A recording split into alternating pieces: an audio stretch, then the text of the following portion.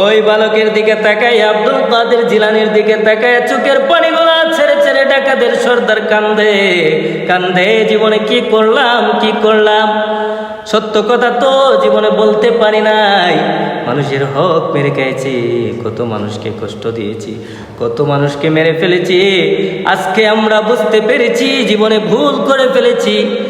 আর তুমি কোনো সাধারণ নয়, আমরা বুঝতে পেরেছি। আমাদেরকে দেরি করবেন না, দেরি করবেন না। আমাদেরকে আপনি কালেমা পড়াইয়া দেন, আমাদেরকে আপনি মুসলমান বানাইয়া দেন। আরে বংশ তোমার হাসান হুসাইনি, তুমি ছিলে মা ফাতেমার নয়নমণি। বলুন আল্লাহু আকবার। আরে বংশ তোমার হাসান হুসাইনি, তুমি ছিলে মা ফাতেমার নয়নমণি।